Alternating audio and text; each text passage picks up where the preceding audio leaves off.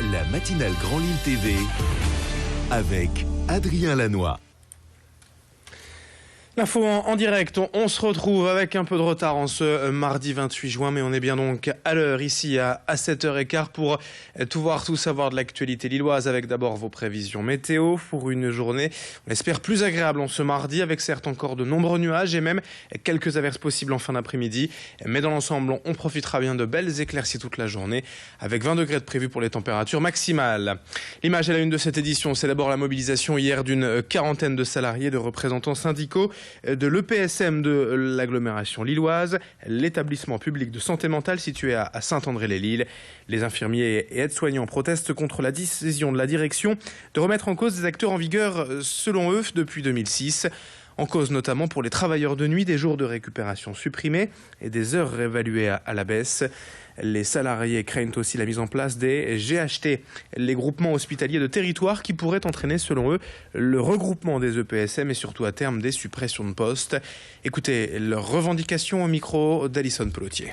Un premier temps, ça a été de dire, nous, on applique la loi, c'est comme ça, c'est pas autrement, et en disant, ben voilà, c'était très clair, alors que concrètement, c'était clair pour personne. Tout le monde pensait qu'en faisant des nuits, on ne perdait pas de temps. D'ailleurs, des gens, des infirmiers, des aides-soignants qui, sachant qu'ils ne perdraient pas de jours de congé, ont accepté de remplacer leurs collègues pour partager les périodes de nuit, pour rendre service à tout le monde, se retrouvent aujourd'hui pénalisés à devoir rendre, mais pour certains, sur 2 ans et demi, ça peut aller quasiment jusqu'à 1 semaine de congé pour les cas les plus importants. D'ici 6 mois, on devrait changer de système et plus faire de périodes de nuit quand on travaille 2 jours.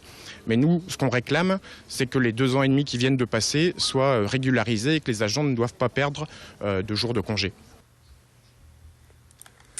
Autre image dans l'actualité du jour, la cérémonie de valorisation des jeunes engagés en service civique hier au Palais des Beaux-Arts de Lille. Ils sont une quarantaine selon le secteur de Lille, Hélène, Ronchin, à s'être portés volontaires pour une mission de 8 mois débutée en octobre dernier. Un engagement au service de l'intérêt général ouvert aux 16-25 ans et indemnisé. Et pour la plupart des volontaires, c'est un bon moyen d'acquérir un savoir dans un domaine particulier, d'échanger avec d'autres personnes, mais surtout d'aller sur le terrain, ce qui manque aujourd'hui à de nombreux étudiants. Certains s'engagent durant leur année de césure, d'autres en profitent pour découvrir l'univers professionnel ou pour même changer d'orientation. Et au bout de ces 8 mois, quelques-uns ont vu naître une vocation. Témoignage de ces volontaires engagés pour la cause commune au micro de Louis Caillé. Moi, ce qui m'a motivée dans l'épicerie, c'est vrai que j'adore le contact avec les gens. Et le contact avec des personnes comme ça, on se sent utile en fait quand on travaille dans ce genre de structure. Et c'est aussi de la vente et moi j'aime bien la vente, donc du coup c'est vrai que j'ai combiné les deux, c'était super sympa. On a fait une collecte à Lambersart et c'est vrai que c'était super intéressant, on a des sourires de partout, c'est bien ce que vous faites, on a des compliments, c'est vrai qu'on se sent vraiment utile.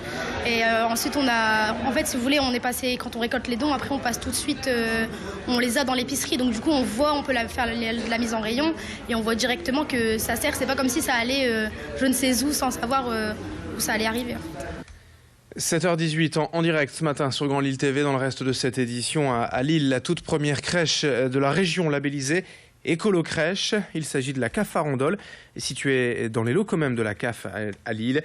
Pour obtenir ce label valable 3 ans, l'établissement a donc choisi d'adopter au quotidien une politique de développement durable et responsable.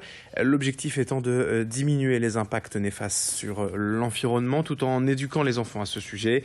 Concrètement, cela passe par des actions simples comme économiser l'eau, bannir les serviettes en papier au profit des serviettes en coton et forcément acheter local pour les repas.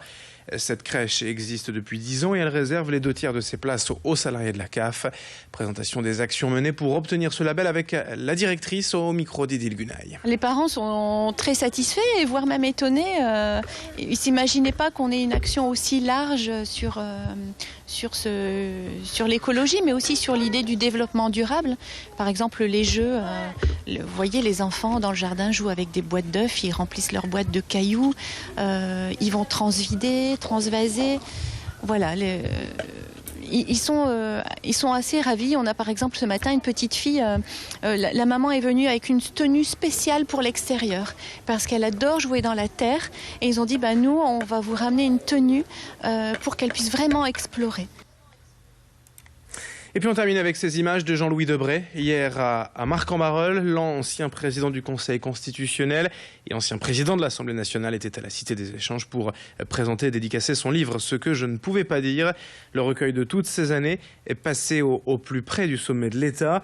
Jean-Louis Debré est aujourd'hui libéré de son devoir de réserve. Il a donc compilé en 400 pages ses mémoires de la vie politique française dans un livre plein d'anecdotes et de petites histoires concernant les hommes et les femmes politiques de tous bords. Lui, le proche de Jacques Chirac, en profite tout de même pour égratigner Nicolas Sarkozy. Louis Caillé a pu le rencontrer hier après-midi. Je vous propose de l'écouter. Avant, je ne pouvais rien dire, puisque la loi impose au président du Conseil constitutionnel de ne pas intervenir pour formuler un jugement sur la vie politique.